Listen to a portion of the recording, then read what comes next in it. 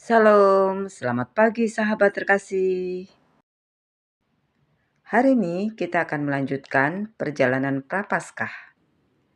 Kita tidak lagi melihat Tuhan Yesus di tengah keramaian. Tidak ada sorak-sorai, tidak ada mujizat. Hari ini kita diajak masuk ke sebuah tempat yang sunyi, Getsemani.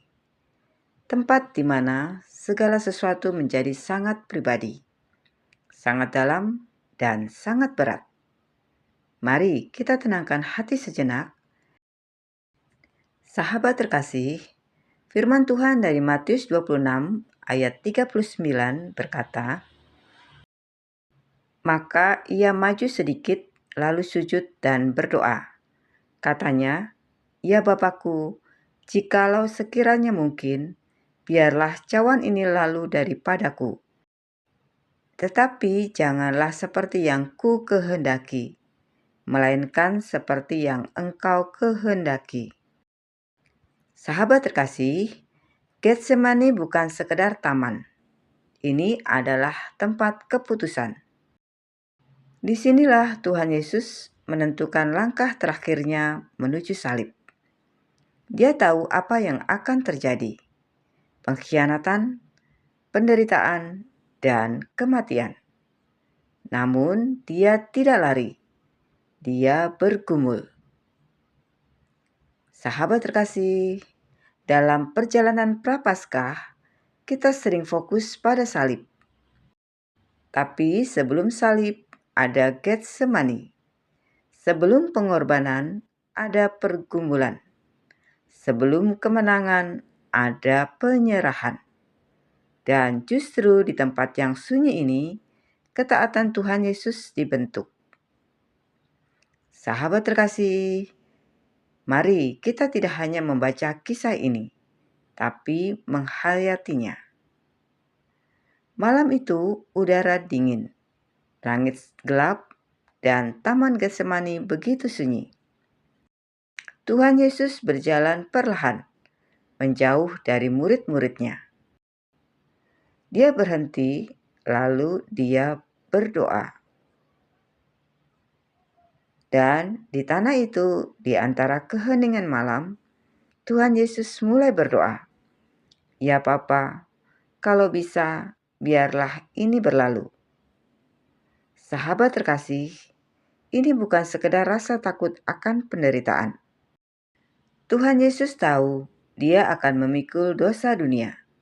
Segala dosa, segala kejahatan, segala pemberontakan manusia, termasuk dosa kita.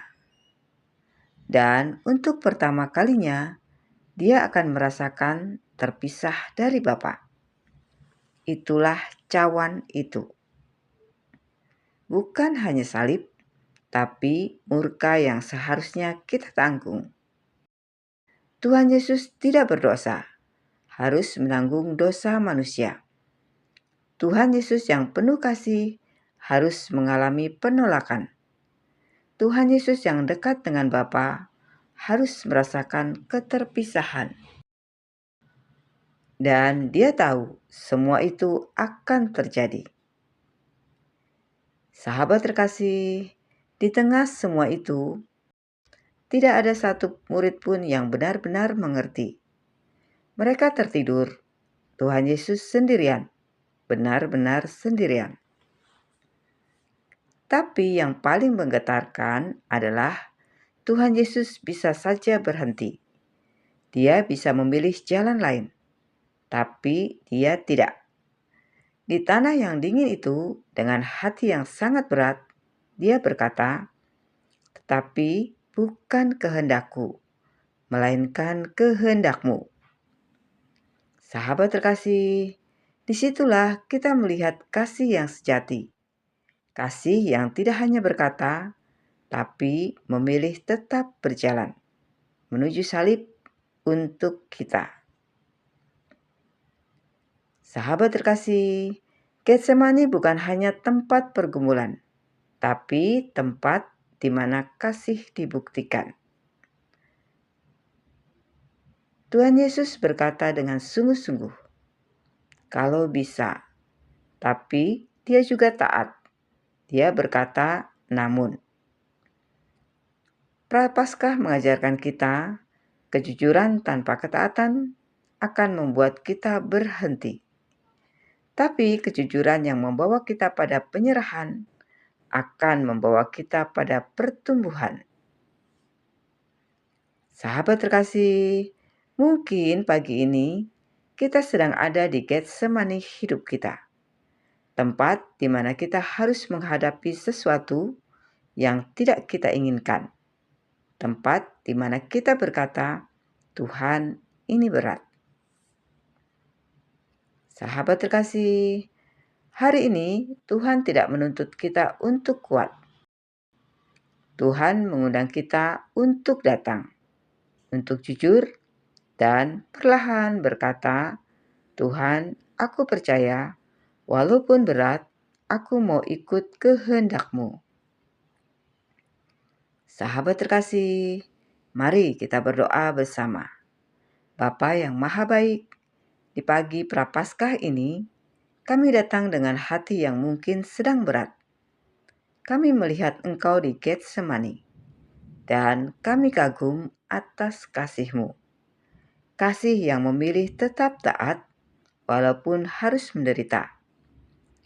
Bapa, ajari kami untuk jujur di hadapan-Mu, dan beri kami kekuatan untuk berkata, bukan kehendak-Ku, melainkan kehendak-Mu, supaya hidup kami semakin serupa dengan Engkau. Di dalam nama Tuhan Yesus Kristus, kami berdoa dan mengucap syukur. Amin. Sahabat terkasih, Prapaskah adalah perjalanan hati. Dan hari ini, Getsemani bukan lagi sekedar cerita, tapi menjadi tempat di mana kita melihat betapa dalamnya kasih Kristus. Sampai jumpa di renungan pagi berikutnya. Selamat beraktivitas. Tuhan Yesus memberkati.